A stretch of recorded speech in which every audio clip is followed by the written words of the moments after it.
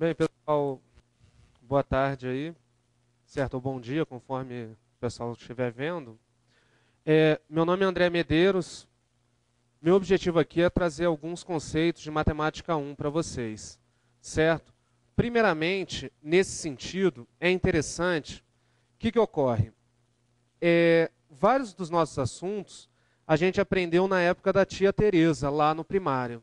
Então, esses assuntos, muitas vezes, a gente deixa despercebido ou esquecido. Então, é importante a gente começar bem devagar. O que acontece? A nossa apostila foi preparada justamente com exercícios simples apenas para treinamento, questões um pouquinho mais difíceis, até a gente atingir o nível das questões avançadas. Muito embora os assuntos iniciais pareçam fáceis, nós perceberemos que, quando chegar nas questões avançadas, se essa base que a gente está montando agora não estiver bem firme, nós teremos dificuldades em resolver os problemas. Então, seguindo aí a nossa apostila, primeiro tópico que é importante relembrar é o tópico dos conjuntos numéricos, onde o primeiro conjunto é o conjunto dos números naturais. Os números naturais, eles são originários justamente da contagem, ou seja, a partir do momento que eu estabeleço um sistema de numeração, a minha tendência está, ou seja, a minha filhinha de 5 anos, ela já sabe que eu tenho o 0, depois eu começo 1, 2, 3, 4, 5 e assim por diante. Algo que a minha filha não sabe ainda é que qualquer conjunto de números que nós tenhamos, ele vai ser o quê? A primeira propriedade de um conjunto de números é que ele é o quê? Infinito. Então a minha filhinha lá em casa, algumas vezes ela diz para mim, papai, eu vou contar até 100. No entanto, um conjunto numérico, ele tem a propriedade de ser o quê? Infinito. Então vamos aqui, conjunto dos números naturais.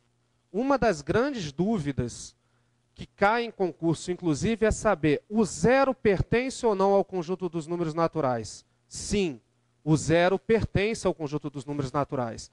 Então, o conjunto dos números naturais, ele é representado por uma letra N estilizada. E o conjunto dos números naturais, ele abrange quem?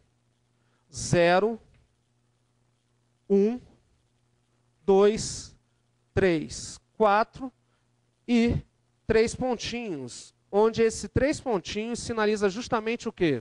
Que um conjunto numérico ele tem a propriedade de ser infinito, certo? O detalhe que a gente vai carregar para todos os conjuntos é a questão do asterisco, ou seja, eu disse que os números naturais contêm o zero. No entanto, se eu representar n asterisco, eu vou estar sinalizando que o zero não entra. Então, esse conjunto n asterisco, ele seria formado pelos números 1, 2, 3, 4 e assim por diante. Certo? Então, o que ocorre? Esses 4 números, esse conjunto de números, n asterisco, ele seria o conjunto dos números naturais, não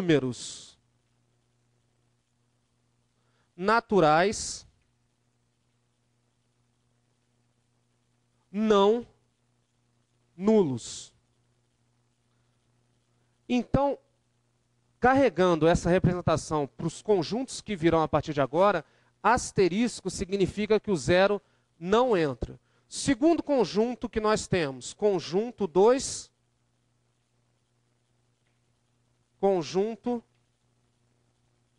dos números inteiros, representado por um Z estilizado. Qual é a característica do conjunto dos números inteiros?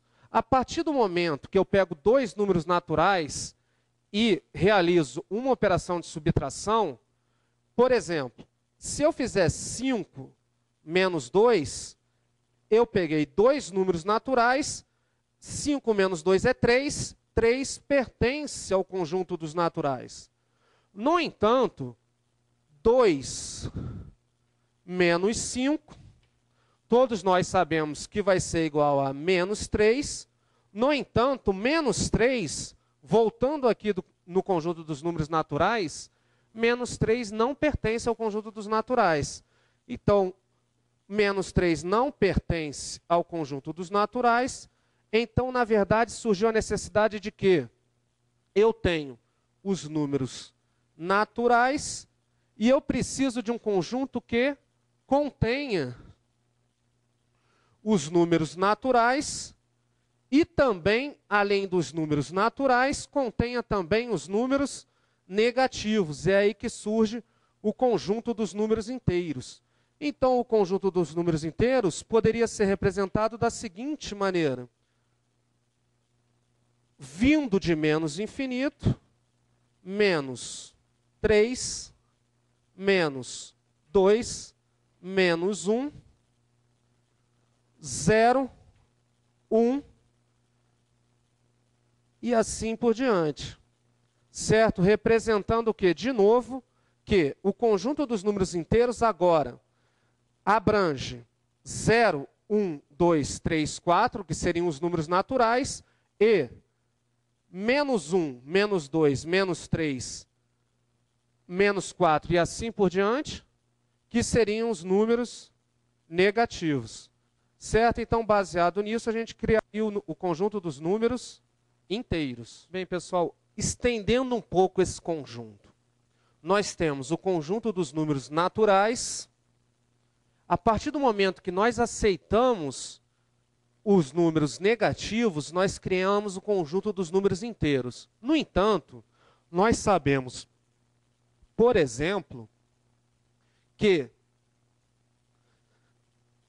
se nós fizermos a seguinte operação, menos 2 dividido por 3. Menos 2 dividido por 3 daria uma dízima periódica igual a menos 0,666. O que ocorre? Eu olho para o meu conjunto dos números inteiros e percebo que menos 0,666 não pertence a esse número inteiro.